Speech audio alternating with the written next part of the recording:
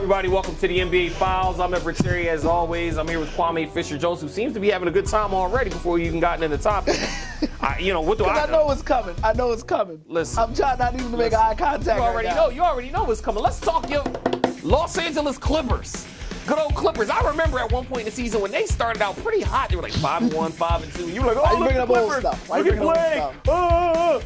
And I think they've won like 2 games since then. I think they're like 7-40 or something. I don't know what they are. Their whole team's on IR. Oh, their whole team's on IR. Oh, Pat Beverly and Blake Griffin put them on IR. Nah, they lost Milos. Look. Did you just say Milos? No, whatever his name is. You could run. No, you said his name right. You could run the tape back. I told you before the season started that with that dude, who they were like 2-0 with when he played, they would be a top. Look, man. I don't use injuries as an excuse. You're right. You were right. I was wrong. Should the Clippers move on from Blake Griffin? Because as I told you, what does Blake do every year? You want to talk about injuries and guys always getting hurt? What does Blake do consistently every single year? He gets injured. He no better than Joel Embiid. Listen, he's no better than Joel Embiid. He finds a pretty girl to date. He no better than Chris Paul. He stays injured. The Clippers can't win with him. He is not the guy you can build a team around because he's unreliable. I have to take this beating because he's right. I picked the Clippers. I even had Blake as a closet MVP candidate. Look, I'm good on Blake. No, you're right. I'm good on BJ. It pains me to say this, but yeah, I mean you're not going to move on from him because you're not going to get anything from him. Not at this point. Except another injured player. But yeah, the Clippers are done. You can't rebuild around this man. You can't rebuild. You can't build or rebuild around this foundation. DeAndre Jordan, is fun and entertaining to watch.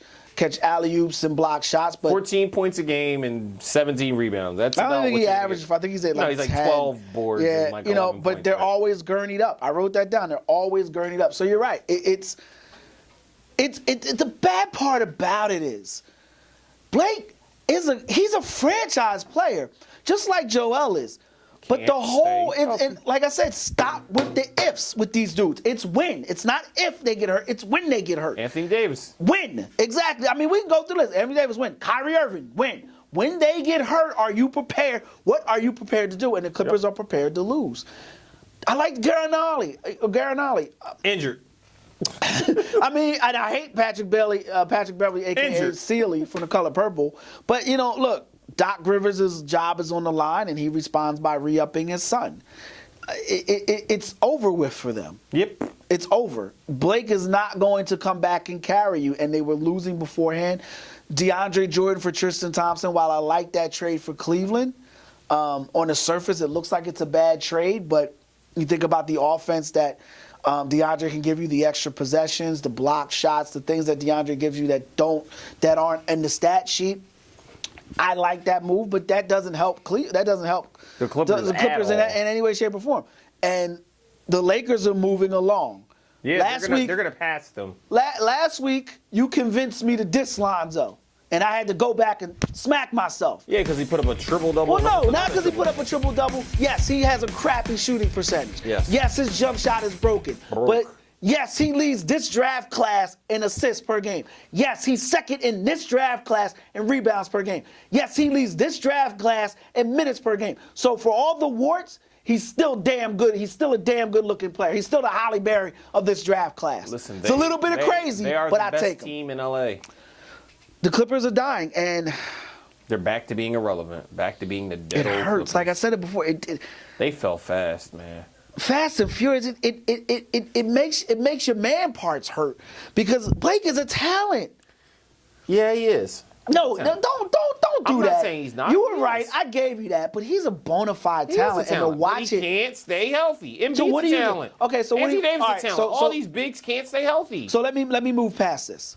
Everett Terry is now the general manager of the Clippers. What are you doing for the rest of the season and for next year? I offload. Really? I offload them. So who are you getting rid of and who are you bringing in then? Because it's easy to take the generic answer. I would trade everybody. The answer is you have to.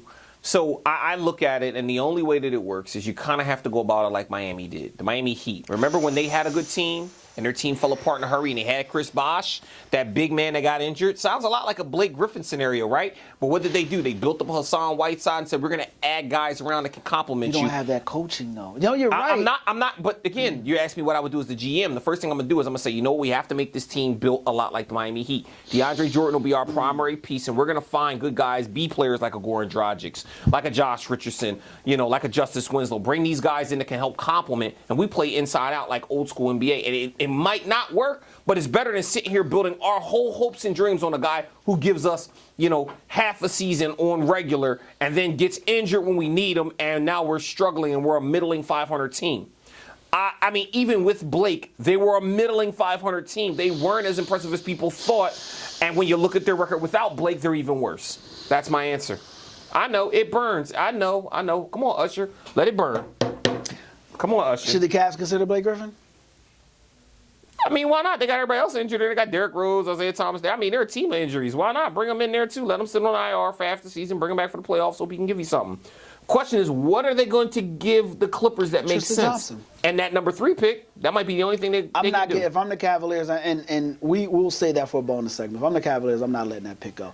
Look, you're right, though. I really can't contest anything because you've proven to be right on the Blake Griffin topic. And, the sun is shining on his dog's ass. NBA Files.